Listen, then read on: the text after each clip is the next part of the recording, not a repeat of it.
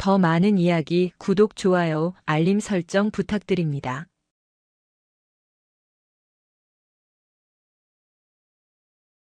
야, 이봐. 거기 헬멧 쓴 년아 귀 먹었어? 서울 송파구 잠실동 한강공원 둔치에 위치한 헬기장에는 강한 강바람이 몰아치고 있었다. 프로펠러가 돌아가며 일으키는 거센 풍압 때문에 옷자락이 펄럭이고 머리카락이 엉망이 되는 건 예사였지만 남자의 고함 소리는 그 소음마저 뚫고 들어올 만큼 날카롭고 신경질적이었다. 내 말 안 들려? 지금 사람이 불렀으면 당장 튀어와서 짐을 받아야 할 거 아니야. 빠져가지고는. 번쩍거리는 이탈리아제 맞춤 정장을 입은 남자는 짜증이 머리끝까지 난 표정으로 헬기장 입구에 서 있었다.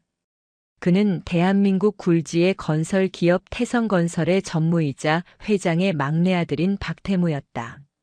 오늘 그는 중요한 골프 접대를 위해 급히 지방으로 내려가야 했고 회사 측에서 예약해둔 민간 헬기를 기다리는 중이었다. 하지만 약속 시간보다 10분이나 늦게 도착한 주제의 헬기가 바로 이륙 준비를 하지 않고 엔진 예열만 하며 대기하고 있자 화가 치밀어 오른 상태였다. 박태무의 시선 끝에는 육중한 국방색 수리온 헬기 한 대가 자리하고 있었다. 그리고 그 옆에는 짙은 녹색 비행복을 입고 검은색 조종사 헬멧을 푹 눌러 쓴 누군가가 기체의 꼬리 날개 부분을 유심히 살피고 있었다. 어이, 거기 정비병인지 나발인지 동작 안 빨라? 박태무는 옆에 서 있던 비서가 들고 있는 골프 가방을 거칠게 낚아채더니 헬기 쪽으로 성큼성큼 걸어갔다. 비서가 당황하며 그를 말리려 했다. 전무님, 저 헬기는 저희가 예약한 기체가 아닌 것 같습니다. 군용 도색이 되어 있는데 확인해 보겠습니다. 시끄러워. 내가 낸 세금으로 굴러가는 게 군대야. 급해 죽겠는데 찬밥 더운 밥 가리게 생겼어? 이미 박태무의 귀에는 아무것도 들리지 않았다. 그는 평소에도 군부대 관사나 시설 공사를 수주하며 군인들을 자신의 하청업체 직원 부리듯 해왔다. 그에게 군복 입은 사람은 그저 세금으로 밥 빌어먹는 아랫사람일 뿐이었다. 야! 박태무가 기어이 헬기 옆까지 다가가 정비를 하고 있던 군인의 어깨를 손가락으로 툭툭 쳤다. 기체의 상태를 점검하던 군인이 천천히 몸을 돌렸다. 헬멧에 검은 바이저가 내려져 있어 얼굴은 보이지 않았다. 다만 체구가 호리호리하고 비행복 태가 깔끔한 것으로 보아 앳된 부사관이나 위관급 장교처럼 보였다. 박태무는 턱짓으로 자신의 발치에 놓인 골프 가방을 가리켰다. 눈이 있으면 상황 파악이 될 텐데. 씻지 않고 뭐해? 헬멧을 쓴 군인은 미동도 하지 않았다. 바이저 너머의 시선이 박태무를 훑고 지나가는 것이 느껴졌다. 잠시 후 헬멧 안에서 기계음 섞인 차분한 목소리가 흘러나왔다. 여자의 목소리였다. 민간인은 헬기 접근 금지 구역입니다. 뒤로 물러나십시오. 뭐? 민간인?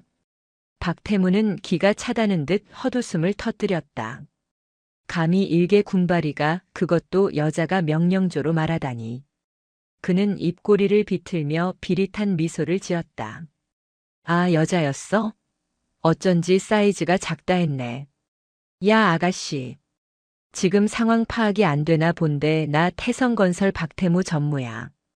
너네 부대 막사 지어준 게 우리 회사라고. 알아들어? 군인은 박태무의 자기소개에도 아랑곳하지 않고 고개를 돌려 다시 기체 점검을 하려 했다. 그 무시하는 태도에 박태무의 눈썹이 꿈틀거렸다. 그는 평생 남에게 거절당하거나 무시당해 본 적이 없는 사람이었다. 특히나 자신이 돈을 주는 을의 입장인 군인에게서는 더더욱 그랬다. 박태무가 홧김에 손에 들고 있던 스마트폰으로 헬기 몸체를 탕탕 두드렸다. 이봐, 김하사인지 박중사인지 모르겠는데 지금 쉬하지 말고 짐 실으라고. 내가 지금 골프 약속에 늦어서 기분이 아주 더럽거든. 내 아버지 친구가 누군지 알면 내가 이렇게 뻣뻣하게 못 굴 텐데. 말씀 삼가십시오. 그리고 기체에 손대지 마십시오. 국가 중요 보안 시설입니다. 군인의 목소리에 서늘한 경고가 담겼다. 하지만 박태무에게는 그저 하찮은 자존심 싸움으로밖에 보이지 않았다. 그는 군납 비리로 엮인 장성들에게 뇌물을 먹이고 술 접대를 하며 군대를 자신의 뒷마당처럼 여겨온 인간이었다. 보안시설? 웃기고 자빠졌네. 야, 내가 낸 세금으로 산 고철 덩어리 만지지도 못해? 박태무는 보란듯이 발로 헬기의 타이어를 툭 걷어찼다. 퍽 하는 소리와 함께 군인의 행동이 딱 멈췄다. 정비를 하던 손길을 멈추고 천천히 박태무를 향해 정면으로 돌아선 것이다. 헬멧의 검은 바이저에 박태무의 거만하게 일그러진 얼굴이 비쳤다. 당장 사과하십시오. 뭐? 사과? 지금 군용 장비를 훼손하려 했고 작전 수행 중인 군인에게 모욕을 주었습니다. 당장 사과하고 구역 밖으로 나가십시오. 이건 경고가 아니라 명령입니다. 명령? 박태무의 얼굴이 불그락푸르락해졌다. 감히 일개 정비관 주제에 어디서 명령질인가 싶었다. 뒤에서 지켜보던 비서실장이 사색이 되어 달려왔다. 전무님 참으십시오. 저쪽 분위기가 심상치 않습니다. 그냥 저희 헬기 기다리시죠. 시끄러워. 너는 저리 비켜.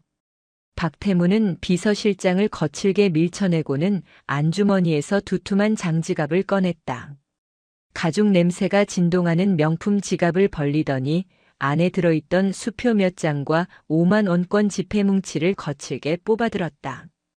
그래, 군인 정신 투철하시다 이거지. 돈이 부족해서 이러는 거 아니야? 너네 월급 쥐꼬리만 한 거 내가 다 아는데 자존심 세우지 말고 이거 받고 짐이나 옮겨. 그는 돈뭉치를 쥔 손을 흔들며 조롱 섞인 어조로 말했다. 이 정도면 내 1년치 월급은 될 거다. 가서 커피도 좀 사오고 남은 건 용돈해. 아가씨가 군대에서 기름 만지느라 고생이 많네. 피부 상하겠다. 군인은 대답이 없었다. 그 침묵을 긍정으로 받아들인 박태무는 피식 웃으며 손에 쥔 돈뭉치를 군인의 가슴팍을 향해 툭 던졌다. 팔라닥거리며 5만 원권 지폐들이 강바람에 흩날렸다. 몇 장은 군인의 비행복에 맞고 떨어졌고 몇 장은 헬멧 바이저를 스치고 바닥으로 곤두박질 쳤다. 잠실의 아스팔트 바닥 위로 노란 돈다발이 어지럽게 흩어졌다. 자, 이제 됐지? 얼른 움직여. 박태무는 손에 묻은 먼지를 털어내는 신용을 하며 돌아섰다. 그러나 등 뒤에서 들려온 목소리는 그가 예상한 비굴한 대답이 아니었다. 주어. 낮지만 분명한 위압감이 서린 목소리였다. 박태무가 멈칫하며 뒤를 돌아보았다. 돈이 바람에 날려 사방으로 흩어지는 헬기장 한복판, 군인은 한 발자국도 움직이지 않은 채 꼿꼿하게 서 있었다. 뭐라고 했냐 방금? 바닥에 떨어진 돈 줍고 그 더러운 손으로 훼손한 군명예에 대해 정식으로 사과하라고 했습니다. 이게 미쳤나 진짜. 박태무가 완전히 이성을 잃고 성큼성큼 다가가 군인의 멱살을 잡으려 손을 뻗었다. 그때였다. 군인의 손이 번개같이 움직여 박태무의 손목을 낚아챘다. 악소리가 날 정도로 강한 악력이었다. 여자의 힘이라고는 믿기지 않는 강도의 박태무가 비명을 질렀다. 아, 이거 안 나? 너 내가 누군지 알아? 우리 아버지가 국방부 장관이랑 형 동생 하는 사이야. 너 옷 벗고 싶어? 당장 영창 보내줄까? 박태무가 발악을 하며 소리쳤다. 군인은 박태무의 손목을 잡은 채 조금도 흔들리지 않는 자세로 차갑게 말했다. 재벌가 자제분이라 세상 무서운 줄 모르시는 모양인데 여기는 당신네 회사 앞마당이 아닙니다. 그리고 군인은 잡고 있던 박태무의 손을 거칠게 뿌리쳤다. 박태무가 중심을 잃고 비틀거리며 뒤로 물러났다. 당신이 함부로 옷 벗길 수 있는 계급도 아니고. 군인이 천천히 헬멧의 턱끈을 풀었다. 딸깍 하는 소리가 묘하게 헬기장 전체에 울려 퍼졌다. 박태무는 씩씩거리면서도 기묘한 긴장감에 침을 꿀꺽 삼켰다.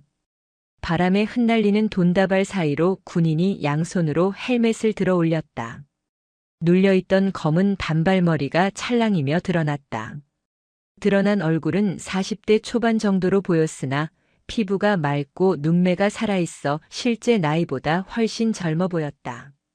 하지만 박태무의 시선을 사로잡은 것은 그녀의 미모가 아니었다.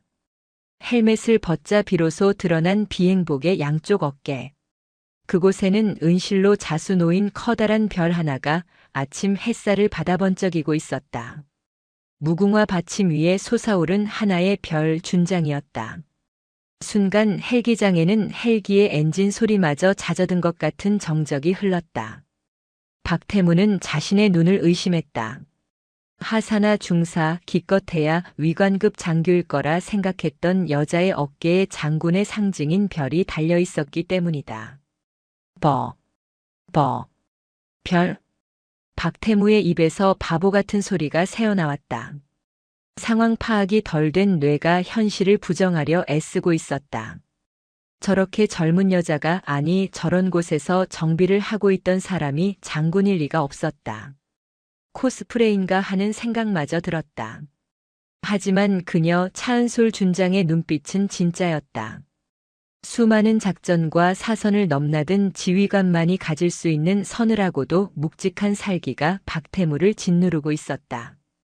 차은솔 준장이 헬멧을 옆구리에 끼고 흐트러진 머리를 쓸어넘기며 나지막이 입을 열었다. 태성건설 박태무 전무. 내 월급이 쥐꼬리만 한지는 모르겠지만 내 명예는 당신 전 재산을 털어도 못 살 텐데. 그녀가 바닥에 떨어진 수표 한 장을 군화발로 지그시 밟으며 말을 이었다. 어디 계속 지져보시지. 국방부 장관 친구라는 아버지 믿고. 거짓말하지 마. 어디서 약을 팔아? 박태무는 뒷걸음질치며 비명을 지르듯 소리쳤다. 그의 시선은 차은솔의 어깨 위에 놓인 별에 고정된 채 떨어질 줄 몰랐다.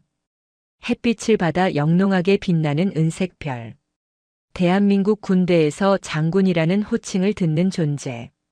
수십만 장병 중에서도 극소수만이 오를 수 있다는 그 자리에 눈앞에 이 젊은 여자가 서 있다는 사실을 그는 도저히 받아들일 수가 없었다. 야, 비서실장. 이거 확인해봐. 요새는 개나 소나 코스프레하고 돌아다닌다며? 어디서 가짜 계급장 달고 와서 사기를 쳐? 박태무는 현실을 부정하기 위해 필사적이었다. 그는 차은솔이 진짜 장군일 리 없다고 스스로에게 최면을 걸었다. 자신의 상식 속에서 장군은 배가 나오고 머리가 희끗한 늙은 남자여야만 했다. 헬멧을 벗은 차은솔의 모습은 땀에 젖은 머리카락이 이마에 붙어있는 그저 예쁘장한 여자로밖에 보이지 않았다. 비서실장이 스마트폰으로 급하게 검색을 시작했다. 그의 손가락이 덜덜 떨리고 있었다. 전무님. 육군 준장 차은솔. 검색 결과가 있습니다. 육군항공작전 사령부 소속. 최연소 여성 장군 진급자. 뉴스 기사도 있습니다. 비서실장이 창백하게 질린 얼굴로 스마트폰 화면을 박태무에게 내밀었다. 화면 속에는 정복을 입고 대통령에게 삼정검을 수여받는 차은솔의 사진이 선명하게 박혀 있었다. 눈앞에 있는 기름때 묻은 비행복을 입은 여자가 사진 속의 그 인물임이 틀림없었다. 박태무가 거칠게 비서실장의 손을 쳐냈다. 스마트폰이 바닥으로 떨어져 액정이 박살났다. 시끄러워. 사진이야 조작하면 그만이지. 야, 너 얼마 받았어? 경쟁사에서 보냈냐? 나 망신 주려고 작정하고 연기하는 거지. 끝까지 억지를 부리는 박태무를 보며 차은솔은 싸늘한 미소를 지었다. 그녀는 더 이상 그와 말을 섞는 것조차 시간 낭비라고 판단했다. 차은솔은 허리춤에 차고 있던 무전기를 들었다. 부관, 지금 어디지? 치직거리는 잡음과 함께 다급한 남자의 목소리가 터져 나왔다. 현재 헬기장 입구 통과했습니다. 1분 내로 도착합니다. 준장님 무슨 일 있으십니까? 도착하면 알게 될 거야. 헌병대도 같이 대기시켜. 알겠습니다. 무전을 끄는 차은솔은 바닥에 흩어진 돈다발을 다시 한번 내려다보았다. 바람에 날려 여기저기 흩어진 5만 원권들이 마치 박태무의 갈기갈기 찢긴 인성처럼 보였다.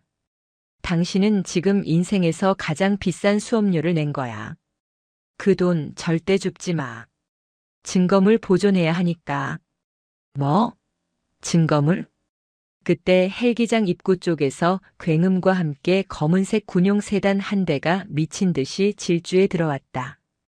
타이어 타는 냄새를 풍기며 급정거한 차량의 문이 열리고 정복 차림의 육군 대위가 튀어내렸다. 차은솔의 전속 부관 강준호 대위였다. 강준호는 차에서 내리자마자 헬멧을 들고 서 있는 차은솔과 그 앞에 널브러진 돈다발, 그리고 멍하니 서 있는 박태무를 번갈아 보았다. 상황을 파악하는 데는 3초도 걸리지 않았다. 강준호의 얼굴이 순식간에 붉게 달아올랐다. 그는 군인이기 이전에 차은솔을 존경하는 부하로서 피가 거꾸로 솟는 기분을 느꼈다. 단결. 준장님, 괜찮으십니까? 강준호가 우렁차게 경례를 붙였다. 그 목소리가 어찌나 큰지 박태무가 움찔할 정도였다. 차은솔은 가볍게 손을 들어 담례했다. 나는 괜찮아. 다만 저기 저 민간인이 내 기분을 좀 상하게 하네. 강준호가 무서운 형상으로 박태무를 노려보았다. 건장한 체격의 특전사 출신인 강준호가 뿜어내는 위압감은 박태무의 비서들이 감히 앞을 막을 엄두도 못 낼 정도였다. 당신입니까? 상관에게 돈을 집어던진 게. 아니, 그게 아니라. 나는 그냥 팁을 좀 주려고. 박태무가 횡설수설하며 변명했다. 강준호는 으득 이를 갈며 한 걸음 더 다가갔다. 대한민국 장군에게 팁? 당신 제정신이야. 이건 상관 모욕죄의 국군 전체를 능멸한 행위야. 강준호의 고함에 박태무는 찔끔하며 뒤로 물러났다. 하지만 그는 본능적으로 자신이 궁지에 몰렸음을 깨닫자 오히려 적반하장으로 나오기 시작했다. 믿을 구석은 오직 돈과 인맥뿐인 자의 추악한 발악이었다. 야, 이 군발이 새끼들이 진짜. 그래, 장군이면 다야. 너네 월급 누가 주는데? 내가 낸 세금으로 먹고 살면서 국민한테 일해도 돼? 내가 누군지 알아? 국방부 장관한테 지금 전화 한 통이면 니들 옷 다 벗길 수 있어. 박태무는 떨리는 손으로 다시 휴대폰을 꺼내려 했다. 그러나 그의 손은 주머니에 닿기도 전에 멈춰야 했다. 두두두두두두. 멀리서부터 들려오던 헬기 로터 소리가 점점 더 커지더니 잠실 상공을 뒤덮을 만큼 거대한 진동으로 변했다. 박태무와 비서들, 심지어 강준호 대위까지 하늘을 올려다보았다. 저 멀리서 검은색 블랙호크 헬기 3대가 편대를 이루며 헬기장으로 접근하고 있었다. 가운데 있는 헬기의 옆면에는 붉은색 바탕에 금색 별 4개, 대장을 상징하는 성판이 선명하게 붙어 있었다. 저건 또 뭐야? 박태무가 너클 잃고 중얼거렸다. 차은솔이 싸늘하게 웃으며 말했다. 진짜 VIP 오셨네. 당신이 그렇게 찾던 국방부 장관 친구분. 헬기장이 거대한 폭풍 속에 잠겼다. 육군 참모총장이 탑승한 UH-60 블랙호크 헬기가 일으키는 하강풍은 아까 차은솔이 정비하던 수리온과는 차원이 달랐다. 바닥에 널려있던 돈다발들이 회오리 바람을 타고 공중으로 솟구쳤다가 사방으로 흩뿌려졌다. 마치 하늘에서 돈비가 내리는 듯한 기괴한 광경이었다. 박태무는 눈을 뜰 수 없는 모래바람 속에서 휘청거렸다. 헬기가 착륙하고 로터가 서서히 멈추자 헬기장 외곽에 대기하고 있던 헌병들이 우르르 달려나와 도열했다. 절도 있는 동작, 서슬 퍼런 눈빛. 그 중심에 헬기의 문이 열리고 한 노장군이 모습을 드러냈다. 육군참모총장 남궁현 대장이었다. 그는 백전노장다운 다부진 체격에 세월의 흔적이 묻어나는 깊은 주름을 가지고 있었다. 베레모 아래로 보이는 눈빛은 맹금류처럼 날카로웠다.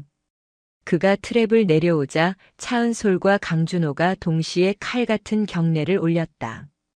단결. 차 장군. 고생이 많군. 남궁현 총장은 인자한 미소로 차은솔의 경례를 받았다. 그는 차은솔을 매우 아끼는 후배이자 능력 있는 지휘관으로 신뢰하고 있었다. 그런데 총장의 시선이 바닥으로 향하는 순간 미소가 순식간에 사라졌다. 아스팔트 바닥에 어지럽게 널려있는 5만원권 지폐들과 수표들. 그리고 그 한가운데에 얼굴이 하얗게 질린 채 서 있는 낯선 사내. 총장의 눈썹이 꿈틀했다. 차 장군. 이게 다 뭔가? 웬 돈인가? 총장의 묵직한 저음이 헬기장에 울려 퍼졌다. 차은솔은 흐트러짐 없는 자세로 대답했다. 보고드립니다. 헬기 점검 중 민간인이 접근하여 통제하였으나 이에 불응하고 욕설과 함께 제 얼굴에 돈을 집어던졌습니다. 군인의 명예를 돈으로 사겠다는 의도로 보입니다. 뭐라? 남궁현 총장의 눈이 휘둥그레졌다. 그는 믿기지 않는다는 표정으로 박태무를 바라보았다. 이봐 젊은이. 자네가 그랬나? 대한민국 장군에게 돈을 던져. 박태무는 입이 딱 벌어졌다.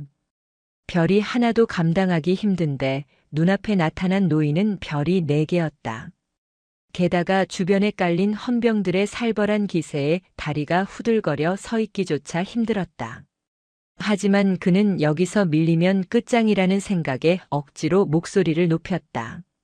아니, 그게 아니라 저 여자가 아니, 저 군인이 먼저 시비를 걸었단 말입니다. 나는 태성건설 전무 박태무요. 우리 아버지가 누군지 아시오? 당신들한테 매년 기부금 내는 게 누군데 이래. 박태무는 끝까지 상황 파악을 하지 못하고 태성건설이라는 간판을 들이밀었다. 그 말을 들은 남궁현 총장의 표정이 싸늘하게 식었다. 그는 천천히 허리를 굽혀 바람에 날려 자신의 군화 발치까지 온 5만원권 한 장을 주워들었다. 태성건설. 그래, 자네 부치는 내 잘 알지.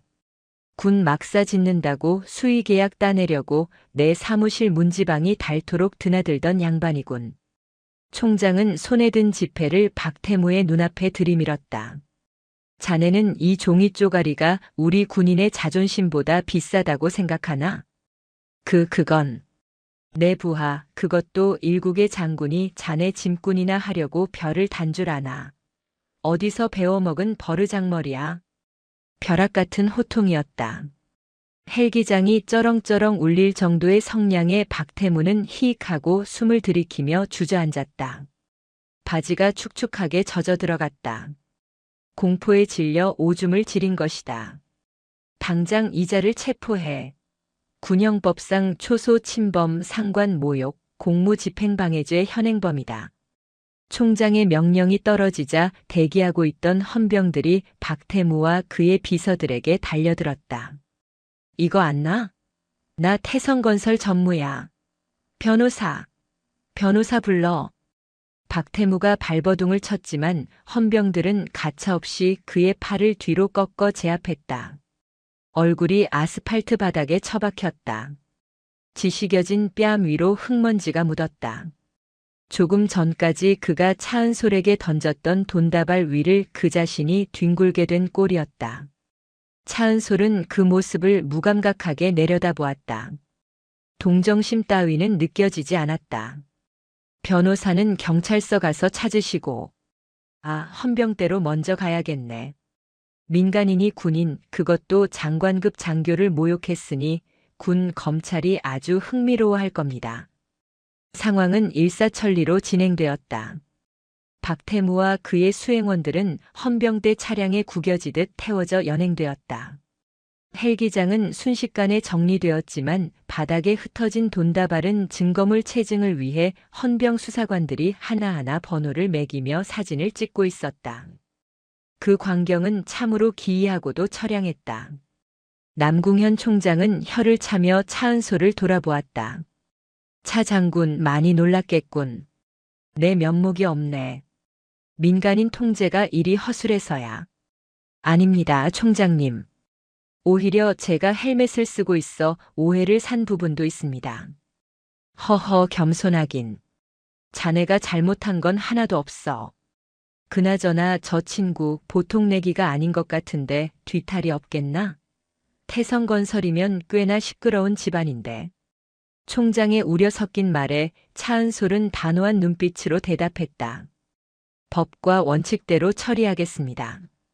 저 개인이 겪은 모욕이 아니라 제복을 입은 모든 군인에 대한 모욕이라고 생각합니다. 절대 합의는 없습니다. 좋아. 아주 훌륭해. 내가 뒤에서 든든하게 받쳐줄 테니 소신껏 밀고 나가게. 국방부 법무관리관실에도 내가 직접 이야기해 두지. 감사합니다. 총장의 격려를 받은 차은솔은 곧바로 강준호 대위에게 지시를 내렸다. 강 대위 지금 즉시 현장 CCTV 확보하고 아까 박태무가 했던 발언들 녹취록 작성해. 그리고 내 헬멧에 장착된 액션캠 영상도 백업해둬. 놈들이 돈으로 언론 플레이하기 전에 우리가 먼저 팩트를 쥐고 있어야 해. 예, 알겠습니다. 이미 헌병대에서 블랙박스 영상 확보 중입니다. 차은솔은 철두철미했다. 그녀는 단순히 감정적인 복수가 아니라 박태무라는 인간을 사회적으로 완전히 매장시키기 위한 법적, 사회적 처형을 준비하고 있었다. 한편 송파 경찰서가 아닌 수도방 위사령부 헌병단 조사실로 끌려간 박태무는 완전히 넋이 나간 상태였다. 철창이 쳐진 좁은 조사실, 딱딱한 철제 의자. 평생 최고급 소파에만 앉아봤던 그에게 이곳은 지옥이나 다름없었다. 야, 내 변호사 언제 와? 나 태성건설 박태무라고. 전화기 달란 말이야. 그가 고래고래 소리를 질렀지만 조사관은 눈 하나 깜짝하지 않았다. 피의자 조용히 하십시오. 여기는 당신 회사 임원실이 아닙니다.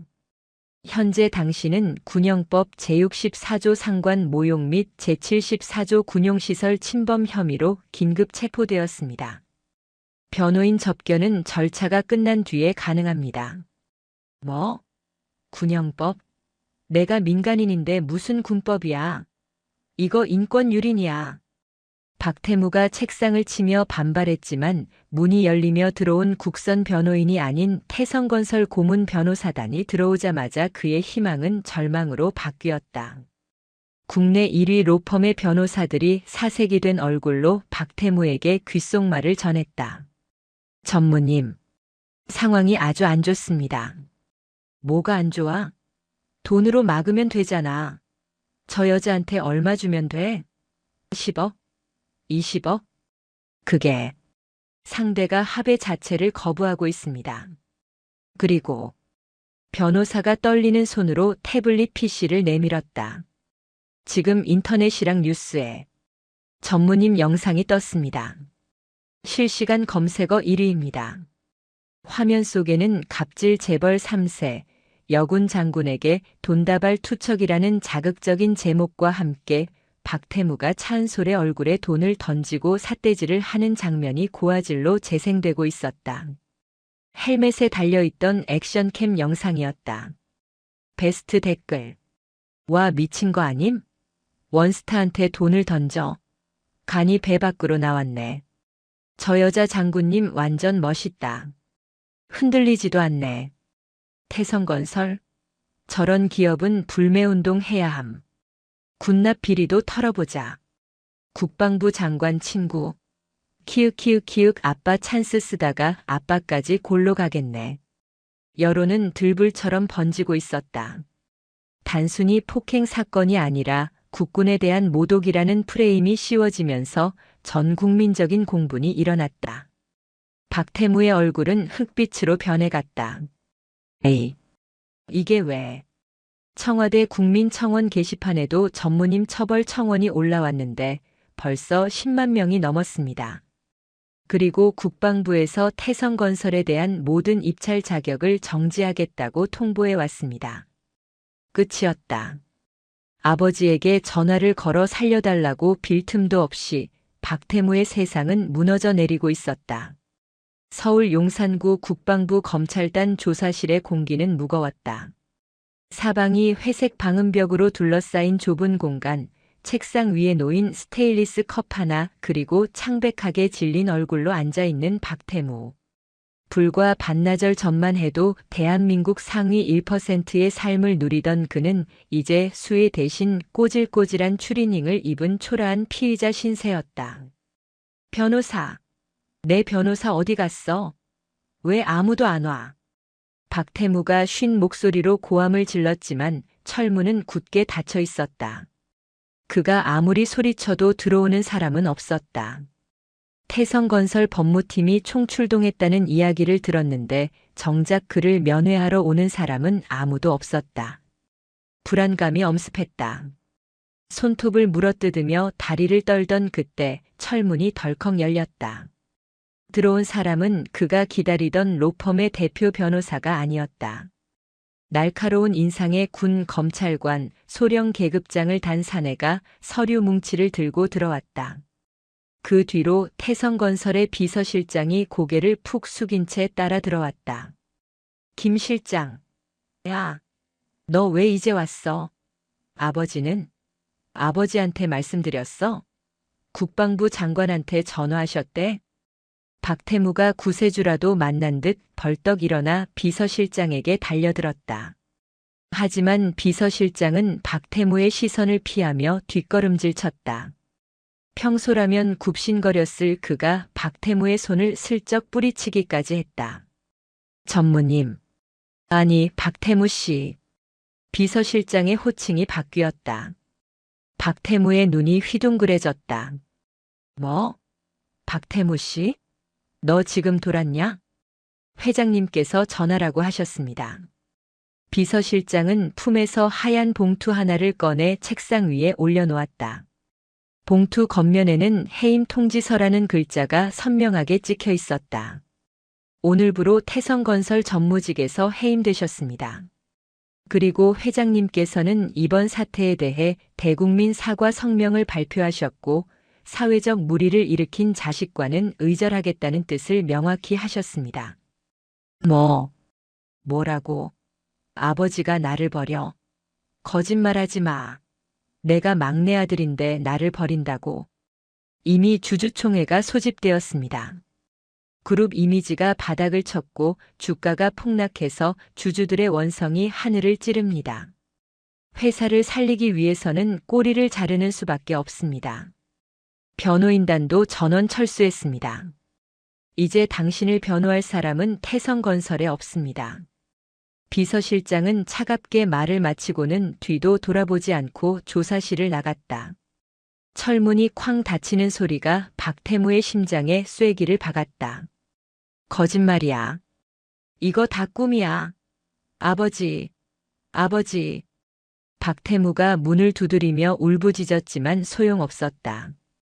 군 검찰관이 한심하다는 듯 혀를 차며 책상을 군화발로 걷어찼다. 쾅 하는 소리에 박태무가 딸꾹질을 하며 주저앉았다. 자, 상황 파악 끝났으면 앉으시지. 이제 당신 뒤를 봐줄 백은 없어. 국방부 장관. 그 양반이 지금 제일 먼저 자네 구속 수사하라고 지시했어. 자기까지 불똥 튈까봐 전전긍긍하고 있거든. 군 검찰관이 서류를 넘기며 비릿하게 웃었다. 상관 모욕, 초소 침범, 폭행, 협박. 죄목이 아주 화려해. 게다가 국민청원이 20만 명을 넘었어. 여론이 너를 찢어 죽이고 싶어 안달이 났다는 소리야. 판사가 미치지 않고서야 너한테 집행유예를 줄까? 징역 살 준비나 해. 자, 잘못했습니다. 검사님, 제가 돈 드릴게요. 얼마면 됩니까? 50억? 100억? 해외 계좌에 돈 많습니다. 제발 한 번만 봐주세요. 박태무는 바짓가랑이를 붙잡고 애원했다. 평소 돈으로 모든 것을 해결해 왔기에 이번에도 통할 거라 믿었다. 하지만 검찰관의 표정은 싸늘하게 굳었다. 이봐요, 박태무 씨. 당신은 아직도 상황 파악이 안 되나 본데 당신이 던진 그 돈다발이 당신 목을 조르는 올가미가 된 거야. 대한민국 군인을 돈으로 매수하려고 해? 죄목 하나 더 추가해줘. 검찰관은 녹음기를 켜며 차갑게 선언했다. 조사 시작합니다. 묵비권 행사하든 말든 상관없습니다. 이미 증거는 차고 넘치니까. 박태무는 그제야 깨달았다. 자신이 갇힌 이곳은 돈도 인맥도 아버지의 후광도 통하지 않는 완벽한 벼랑 끝이라는 사실을. 그는 차가운 시멘트 바닥에 엎드려 짐승처럼 오열했다. 사건 발생 2주 후 서울중앙지방법원 형사 합의부 법정 앞은 그야말로 인산인해였다. 수백 명의 취재진과 시민단체 그리고 예비역 군인들이 몰려나와 피켓을 들고 시위를 벌이고 있었다. 갑질 재벌 구속하라, 군인의 명예를 짓밟은 자, 법정 최고형으로 다스려라. 법원 복도까지 가득 찬 인파를 뚫고 호송차 한 대가 도착했다. 문이 열리고 포승줄에 묶인 박태무가 끌려 나왔다. 불과 보름 만에 그는 10년은 늙어 보였다. 덥수룩한 수염, 퀭한 눈, 헐렁한 수의 가슴에는 파란색 수용 번호가 달려 있었다. 박태무 씨, 혐의 인정하십니까? 차은솔 준장에게 사과하셨습니까? 아버지가 의절하셨다는데 심정이 어떻습니까? 카메라 플래시가 기관총처럼 터지며 그의 눈을 멀게 했다. 계란 하나가 날아와 그의 이마에 터졌다. 노른자가 흘러내렸지만 그는 닦을 손조차 묶여 있었다. 고개를 푹 숙인 채 도망치듯 법정으로 들어가는 그의 등 뒤로 시민들의 야유가 쏟아졌다. 반면 10분 뒤 도착한 차은솔 준장의 등장에는 정적과 함께 경외감이 흘렀다. 그녀는 티끌 하나 없이 다림질된 짙은 녹색 정복 차림이었다. 가슴에는 화려한 약장이, 어깨에는 찬란한 은색 별이 빛나고 있었다. 정모를 눌러쓴 그녀의 표정은 비장하고 단호했다.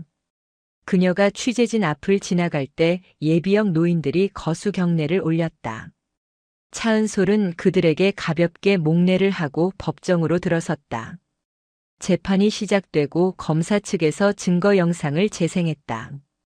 대형 스크린에 박태무가 차은솔의 얼굴에 돈다발을 집어던지며 군발이 주제해라고 폭언하는 장면이 적나라하게 흘러나왔다. 법정 내 방청석에서 탄식과 욕설이 터져나왔다. 저런 천하의 호로자식 같으니라고.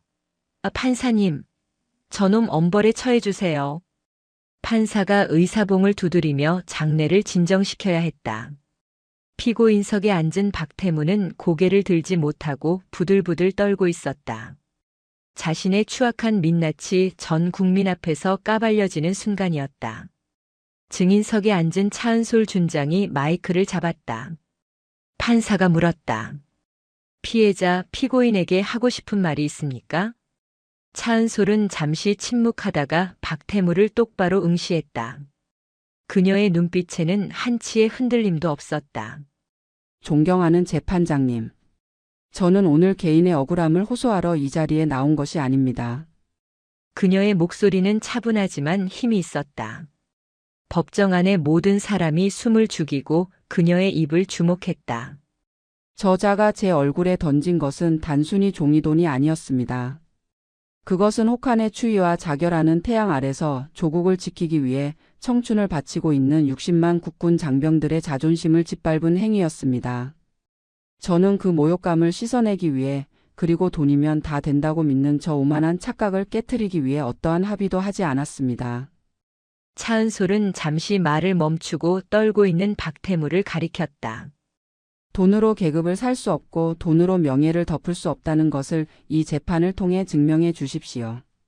그래야 지금 이 순간에도 최전방 철책을 지키는 병사들이 자신의 군복을 부끄러워하지 않을 것입니다. 방청석에서 누군가 박수를 쳤다. 그 박수 소리는 순식간에 법정 전체로 퍼져나갔다. 판사조차 제지하지 않을 만큼 뜨거운 호응이었다. 검사가 자리에서 일어나 구형했다. 피고인은 반성의 기미가 없고 죄질이 극히 불량하며 국민적 공분을 샀습니다. 이에 검찰은 피고인 박태무에게 징역 5년을 구형합니다. 5년.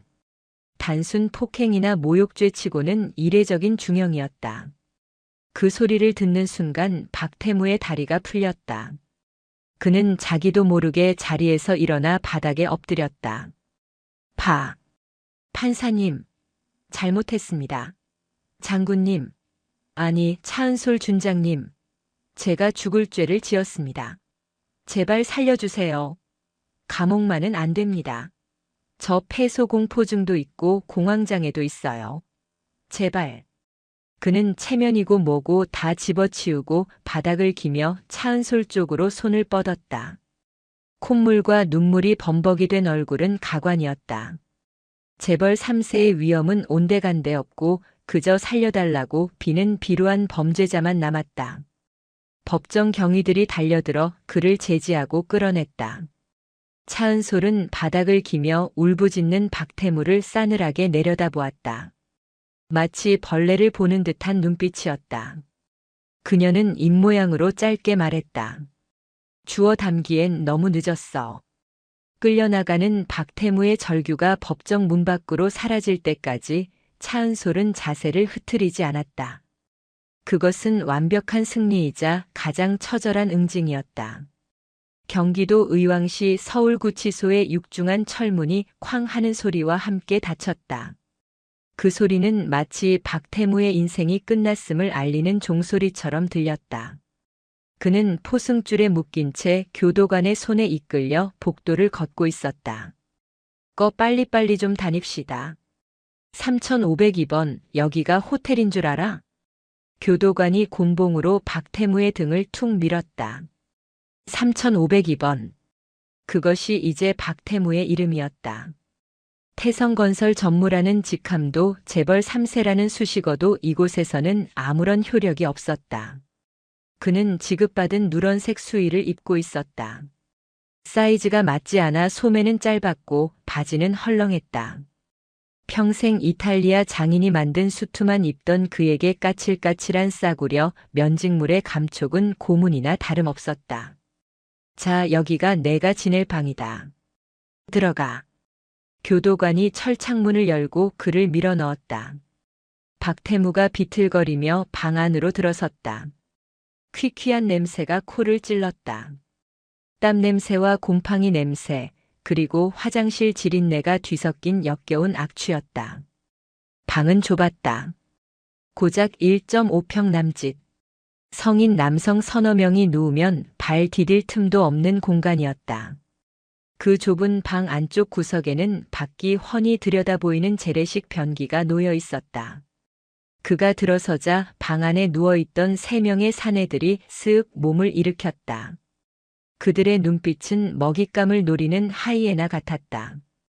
개중 덩치가 가장 크고 문신이 목까지 올라온 사내가 껌을 씹으며 박태무를 위아래로 훑어보았다. 이 방의 방장인 듯 했다. 어라? 이 면상 뉴스에서 많이 봤는데. 방장이 킬킬거리며 옆에 있던 멸치 같은 사내를 툭 쳤다. 야, 그 돈 지랄하던 재벌 2세인가 3세인가 걔 아니냐? 군인한테 돈 던졌다는 미친놈.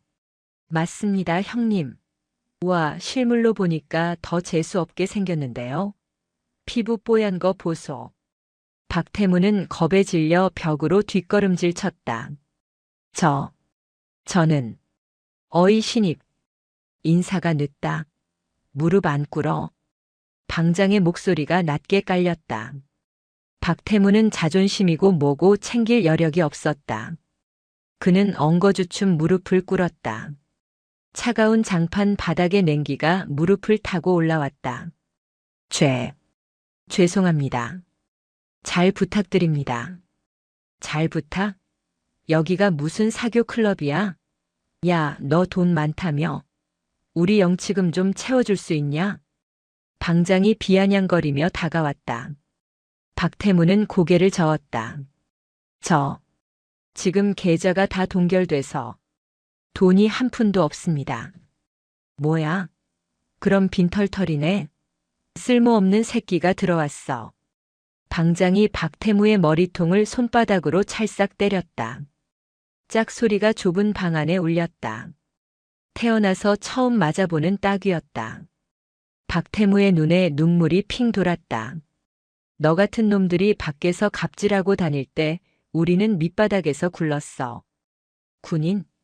야, 나도 전방에서 고생하다 왔는데 내가 군인을 무시해? 너 같은 놈은 좀 당해봐야 정신을 차리지. 방장은 정의감 때문이 아니라 그저 화풀이 대상이 필요했을 뿐이었다. 그는 박태무를 화장실 쪽으로 밀쳤다. 야, 오늘부터 화장실 청소는 내 담당이다. 변기 핥아서라도 광나게 닦아놔. 그리고 잘 때 코 골면 죽는다. 박태무는 변기 옆 쭈그려 앉아 흐느꼈다. 점심시간이 되어 배식구로 플라스틱 식판이 들어왔다. 퉁퉁 불어터진 국수와 깍두기 몇 조각, 그리고 잡곡밥이었다. 평소라면 거들떠보지도 않았을 개밥 같은 음식이었다. 안 처먹어? 배가 불렀구만. 옆에 있던 죄수가 박태무의 식판을 뺏어가며 국물을 바닥에 쏟았다. 아주 지옥일 거다. 여기서는 내 아버지가 대통령이라도 못 구해줘. 얌전히 기어라. 박태무는 바닥에 쏟아진 국물을 멍하니 바라보았다. 배가 고팠지만 목구멍으로 아무것도 넘어가지 않았다. 며칠 전만 해도 롯데월드타워 시그니엘에서 와인을 마시던 자신이 지금은 변기 옆에서 밥도 못 얻어먹는 신세가 되었다는 사실이 믿기지 않았다. 밤이 되었다. 취침등 하나만 켜진 어두운 방. 박태무는 모포 한 장을 덮고 칼잠을 자야 했다. 옆 사람의 발냄새가 코를 찔렀고 누군가의 이가는 소리가 신경을 긁었다. 그는 소리 죽여 울었다. 후회는 늦었다. 차은솔 준장의 서늘한 눈빛이 그리고 그녀가 했던 말이 귓가에 맴돌았다. 주워 담기엔 너무 늦었어. 그날 밤 박태무는 악몽을 꿨다. 하늘에서 돈다발이 비처럼 쏟아지는데 그 돈들이 전부 날카로운 칼날로 변해 자신의 몸을 찌르는 꿈이었다. 그는 비명을 지르며 깨어났지만 그를 기다리는 것은 교도관의 욕설과 방장의 발길질 뿐이었다. 계절이 바뀌어 찬 바람이 불기 시작할 무렵 박태무에 대한 1심 선고 공판이 열렸다. 구치소 생활로 인해 반쪽이 된 박태무는 피고인석에 앉아 파리한 입술을 떨고 있었다. 방청석은 여전히 10,000원이었다. 하지만 이번에는 분위기가 달랐다. 분노보다는 냉소와 조롱이 가득했다. 몰락한 재벌의 최후를 구경하러 온 사람들이었다. 판사가 판결문을 낭독하기 시작했다. 피고인 박태무는 사회적 지위와 부를 이용하여 국가 안보를 수호하는 군 장성을 모욕하고 공공장소에서 위력을 과시하며 폭력을 행사했습니다. 이는 단순한 개인 간의 다툼을 넘어 국군 전체의 사기를 저하시키고 법질서를 경시하는 중대한 범죄입니다. 판사는 안경을 치켜올리며 박태무를 내려다보았다. 피고인은 범행 초기 혐의를 부인하고 피해자를 매수하려 시도하는 등 죄질이 매우 불량합니다. 또한 피해자 차은솔 준장은 피고인의 엄벌을 탄원하고 있으며 국민들의 법 감정 또한 피고인을 용서하지 않고 있습니다. 침묵이 흘렀다. 박태무는 숨조차 쉴 수 없었다. 이에 본 재판부는 피고인 박태무에게 징역 3년을 선고한다. 또한 피해자에 대한 명예훼손 및 정신적 피해 보상금으로 금 5억 원을 배상할 것을 명한다. 땅. 의사봉 소리가 법정에 울려 퍼졌다. 3년. 실형이었다. 집행유예 따위는 없었다. 방청석에서 환호와 박수가 터져나왔다. 만세. 정의는 살아있다. 속이 다 시원하다. 평생 감옥에서 썩어라. 박태무는 다리에 힘이 풀려 주저앉았다. 교도관들이 그의 양팔을 잡아 일으켰다. 그는 끌려나가며 방청석을 돌아보았다. 혹시라도 아버지가 가족이 와 있지 않을까 하는 신락 같은 희망 때문이었다. 하지만 태성건설 관계자는 단 한 명도 보이지 않았다. 그는 철저히 버려졌다. 판결은 형사처벌로 끝나지 않았다. 차은솔 준장 측이 제기한 민사소송과 가압류 절차가 즉각 집행되었다. 다음 날 서울 용산구 한남동의 고급 빌라촌인 유엔빌리지. 대한민국 최고의 부촌이라 불리는 이곳에 위치한 박태무의 펜트하우스 현관문이 강제로 열렸다. 법원 집행관들과 노란 조끼를 입은 인부들이 우르르 들이닥쳤다. 박태무 소유의 동산 및 부동산에 대한 압류 집행을 시작합니다. 집행관의 건조한 목소리와 함께 빨간 딱지라 불리는 압류물 표목이 집안 곳곳에 붙기 시작했다. 수천만 원을 호가하는 수입 가구, 거실 벽에 걸린 유명 화가의 그림, 드레스룸을 가득 채운 명품 양복과 시계들.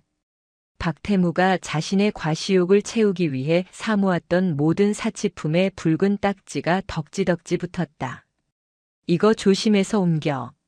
흠집 나면 경매가 떨어져. 인부들이 박태무가 가장 아끼던 1억 원짜리 오디오 시스템을 들어 날랐다. 지하 주차장에서는 그의 애마였던 람보르기니와 벤틀리가 견인차에 매달려 끌려나가고 있었다. 이 모든 과정은 방송사 카메라를 통해 생중계되었다. 네, 시청자 여러분.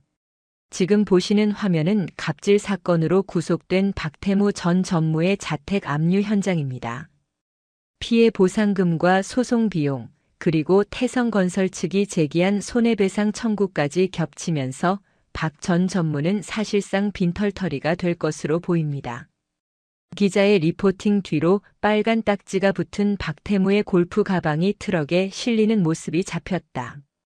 그것은 사건 당일 그가 차은솔 준장에게 던지라고 시켰던 바로 그 가방이었다.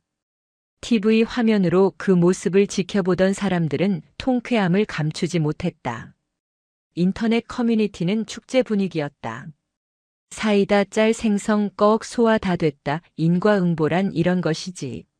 모든 것을 잃었다. 명예, 돈, 가족, 그리고 자유까지. 박태무라는 이름 석자는 이제 대한민국에서 실패한 인생과 패가망신의 대명사가 되어버렸다. 그 시각 육군 항공작전 사령부 관사. TV 뉴스를 보고 있던 강준호 대위가 리모컨으로 전원을 껐다. 그는 소파에 앉아 차를 마시고 있는 차은솔 준장을 바라보았다. 준장님 뉴스 보셨습니까? 박태무 집안 살림살이가 다 경매로 넘어갔답니다. 완전히 파산이랍니다. 차은솔은 찻잔을 내려놓으며 담담하게 고개를 끄덕였다. 그녀의 표정에는 기쁨도 슬픔도 없었다. 그저 해야 할 일을 마친 군인의 평온함만이 감돌았다. 그 사람의 불행을 즐길 필요는 없어. 단지 자신이 저지른 일에 대한 책임을 지는 것뿐이니까. 정말 대단하십니다. 저라면 놈이 망하는 걸 보며 샴페인이라도 터뜨렸을 텐데요. 강 대위 군인의 승리는 적을 짓밟는 데서 오는 게 아니야. 우리가 지켜야 할 가치를 끝까지 수호했을 때 오는 거지. 이번 일로 사람들이 군복의 무게를 조금이라도 알아준다면 그걸로 좋게. 차은솔은 자리에서 일어나 창가로 다가갔다. 창밖에는 그녀가 지휘하는 헬기 부대의 활주로가 펼쳐져 있었다. 질서 정연하게 도열한 헬기들이 햇빛을 받아 빛나고 있었다. 준비해. 내일 국방부에서 훈장 수여식이 있어. 너도 같이 가야지. 네, 알겠습니다. 강준호의 우렁찬 대답이 관사에 울렸다. 몰락한 자는 감옥이라는 구렁텅이로 떨어졌고 명예를 지킨 자는 가장 높은 곳으로 비상할 준비를 하고 있었다. 3년이라는 시간은 길다면 길고 짧다면 짧은 시간이었다. 경기도 안양시 안양교도소의 육중한 철문이 열리고 한 남자가 세상 밖으로 걸어 나왔다. 계절은 겨울의 한복판, 살을 애는 듯한 칼바람이 앙상하게 마른 남자의 뺨을 때렸다. 박태무였다. 하지만 예전의 재벌 3세 박태무의 모습은 어디에도 없었다. 머리는 듬성듬성 빠져 있었고 피부는 거칠었으며 치아는 영양실조와 잇몸 질환으로 인해 몇 개가 빠져 있었다. 그가 입고 있는 옷은 출소자 지원 단체에서 기부한 낡은 패딩 점퍼와 무릎이 튀어나온 트레이닝복 바지뿐이었다. 누구? 없나? 박태무는 떨리는 눈으로 교도소 앞 주차장을 두리번거렸다. 3년 전 그가 구속되기 전까지만 해도 그의 곁에는 항상 수행비서와 경호원들이 벌떼처럼 붙어 있었다. 하지만 지금 그곳에는 삭막한 아스팔트 바닥 위를 굴러다니는 낙엽뿐이었다. 아무도 오지 않았다. 아버지도 형제들도 그가 돈을 뿌려대며 거느렸던 친구들도 빌어먹을. 박태무는 입술을 깨물었다. 피비린내가 났다. 그는 주머니를 뒤적거려 꼬깃꼬깃한 1,000원짜리 지폐 몇 장과 동전을 꺼냈다. 교도소에서 노역을 하며 번 돈, 그리고 영치금 잔액을 합친 전 재산이었다. 고작 3만 원 남짓. 한때 밥 한 끼에 30만 원을 우습게 쓰던 그에게는 너무나 비현실적인 액수였다. 그는 버스를 타고 서울로 향했다. 그가 갈 곳은 한남동의 대저택이 아니었다. 그 집은 이미 경매로 넘어가 남의 손에 들어간 지 오래였다. 그가 향한 곳은 서울역이었다. 갈 곳 없는 자들이 마지막으로 모여드는 곳. 서울역 광장은 화려한 도시의 불빛과 대비되어 더욱 춥고 어두웠다. 박태무는 무료 급식소 줄 끝에 서서 고개를 푹 숙였다. 자존심? 그런 건 사치였다. 당장 백가죽이 등짝에 붙을 것 같은 허기가 그를 지배했다. 아저씨, 여기 식판이요. 봉사자가 건넨 김이 모락모락 나는 국밥을 받아든 박태무는 허겁지겁 숟가락을 놀렸다. 국물이 턱을 타고 흘러내려도 닦을 생각조차 하지 않았다. 뜨거운 국물이 식도를 타고 넘어가자 그제야 눈물이 왈칵 쏟아졌다. 왜 나한테만 이런 일이 생기는 거야? 그는 여전히 반성보다는 억울함에 젖어 있었다. 그때였다. 서울역 광장 한편에 설치된 대형 전광판에서 뉴스 특보가 흘러나왔다. 속보 육군, 창군 이래 최초의 여성 군단장 배출 유력. 차은솔 소장, 국민 영웅으로 떠오르다. 박태무의 숟가락이 딱 멈췄다. 그는 홀린 듯 고개를 들어 전광판을 바라보았다. 화면 속에는 3년 전보다 더 기품 있고 강인해진 모습의 차은솔이 환하게 웃으며 인터뷰를 하고 있었다. 그녀의 어깨에는 이제 별 하나가 아닌 2개의 별소장이 달려 있었다. 국민 여러분의 성원 덕분에 군이 바로 설 수 있었습니다. 저는 이 별이 제 개인의 영광이 아니라 국민 여러분이 군에 보내주신 신뢰의 무게라고 생각합니다. 화면 속 그녀는 빛나고 있었다. 길거리의 노숙자들조차 화면을 보며 박수를 쳤다. 저 양반이 진짜 군인이지. 그때 그 재벌놈 참교육했을 때 내가 얼마나 속이 시원하던지. 옆에 앉아 밥을 먹던 노숙자가 킬킬거리며 말했다. 박태무는 황급히 고개를 숙여 얼굴을 가렸다. 자신의 이름이, 자신의 치부가 사람들 입에 오르내리는 것이 죽기보다 싫었다. 화면 속의 차은솔은 존경과 사랑을 받으며 승승장구하고 있는데 자신은 무료 급식소에서 밥이나 얻어먹는 신세라니. 박태무는 밥알이 모래알처럼 느껴졌다. 그는 먹던 밥을 남기고 도망치듯 자리를 떴다. 지하보도로 내려가 차가운 바닥에 신문지를 깔고 누웠다. 천장 위로 수많은 사람의 발자국 소리가 들렸다. 그들은 바쁘게 그리고 당당하게 자신의 삶을 살아가고 있었다. 박태무는 웅크린 채 눈을 감았다. 만약 그때 내가 사과했더라면, 아니 애초에 그 사람을 무시하지 않았더라면, 뒤늦은 후회가 밀려왔지만 시간을 되돌릴 수는 없었다. 그는 이제 박태무라는 이름조차 잊힌 채 서울역의 수많은 유령 중 하나가 되어가고 있었다. 그것이 그에게 내려진 감옥보다 더 가혹한 진짜 형벌이었다. 일주일 후 서울 용산구 전쟁기념관 평화의 광장. 구름 한 점 없이 맑은 가을 하늘 아래 수천 명의 인파가 운집해 있었다. 국군의 날 기념식이자 군 발전의 공로가 큰 지휘관들에게 훈장을 수여하는 날이었다. 군악대의 웅장한 연주가 광장을 가득 메웠다. 단상 위에는 대통령과 국방부 장관, 그리고 육해 공군 참모총장들이 도열해 있었다. 사회자가 마이크를 잡았다. 다음은 보국 훈장 국선장 수여가 있겠습니다. 수상자는 육군항공작전 사령부 제1여단장 차은솔 소장. 우와! 호명과 동시에 광장이 떠나갈 듯한 함성이 터져 나왔다. 단순히 군인들의 박수가 아니었다. 행사에 초청된 일반 시민들과 학생들, 그리고 온라인 생중계를 지켜보는 수만 명의 네티즌이 보내는 뜨거운 환호였다. 차은솔은 절도 있는 동작으로 단상 앞으로 걸어 나갔다. 티끌 하나 없는 정복, 가슴에 패용된 수많은 약장, 그리고 어깨 위에서 찬란하게 빛나는 두 개의 별. 그녀는 대통령 앞에 서서 힘차게 거수 경례를 올렸다. 충성. 대통령은 인자한 미소로 그녀의 가슴에 훈장을 달아주었다. 그리고 그녀의 손을 꼭 잡았다. 차 장군 고맙습니다. 장군 덕분에 우리 군의 위상이 아주 높아졌습니다. 돈과 권력 앞에서도 굴하지 않는 군인 정신, 그것이 바로 국민이 바라는 군의 모습입니다. 과찬의 말씀입니다. 저는 그저 제복 입은 군인으로서 해야 할 일을 했을 뿐입니다. 차은솔의 대답은 겸손했지만 목소리에는 흔들리지 않는 심지가 담겨 있었다. 시상식이 끝나고 차은솔이 단상을 내려오자 익숙한 얼굴이 그녀를 맞이했다.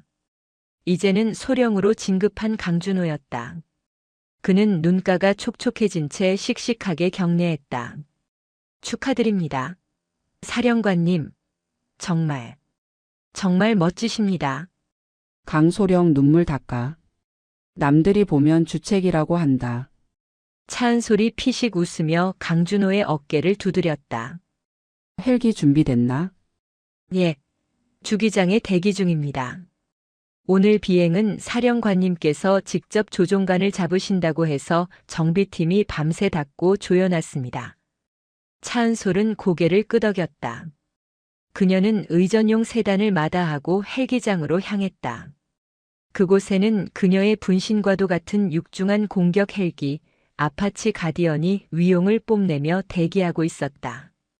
그녀는 정복 재킷을 벗어 강준호에게 건네고 익숙한 손놀림으로 비행복을 입었다. 그리고 3년 전 박태무가 돈을 던졌던 그 헬멧을 다시 집어들었다. 헬멧 표면에는 그때의 흠집이 희미하게 남아 있었지만 그녀는 그것을 지우지 않았다. 그 상처야말로 그녀가 지켜낸 명예의 훈장이나 다름없었기 때문이다. 탑승한다. 차은솔이 조종석에 올라타 헬멧을 썼다. 바이저가 내려오고 그녀의 눈빛이 매섭게 빛났다. 엔진 시동 버튼을 누르자 거대한 로터가 굉음을 내며 돌아가기 시작했다. 두두두두두두두. 심장을 울리는 엔진 소리, 온몸으로 전해지는 진동. 차은솔은 조종관을 꽉 쥐었다. 이 순간만큼은 그녀는 장군도 영웅도 아닌 하늘을 사랑하는 파일럿이었다. 이륙 허가 요청. 관제탑 카피. 이륙을 허가합니다. 차은솔 장군님, 안전 비행하십시오. 그리고 존경합니다. 관제탑 통신병의 떨리는 목소리가 헤드셋을 통해 들려왔다. 차은솔은 미소를 지으며 콜렉티브 피치를 당겼다. 거대한 기체가 중력을 거스르고 가볍게 떠올랐다. 눈 아래로 서울의 전경이 파노라마처럼 펼쳐졌다. 한강의 물결이 햇빛을 받아 반짝이고 저 멀리 남산타워가 손에 잡힐 듯 가까워졌다. 차은솔은 기술을 높였다. 더 높이, 더 멀리. 그녀는 알고 있었다. 자신이 날아오르는 이 높이만큼 대한민국 군인의 자존심도 함께 올라갔다는 것을. 그리고 어딘가 어두운 골목에서 후회하고 있을 누군가에게는 이 비행 소리가 영원히 지워지지 않는 천둥 소리로 기억되리라는 것을. 정의는 반드시 승리한다. 그리고 명예는 지키는 자의 것이다. 차은솔이 조종하는 헬기가 파란 가을 하늘을 가르며 힘차게 비상했다. 그 뒤로 하얀 비행운이 길게 이어지며 마치 그녀의 앞날을 축복하는 길처럼 빛나고 있었다. 진정한 군인 차은솔. 그녀의 비행은 이제 막 시작이었다.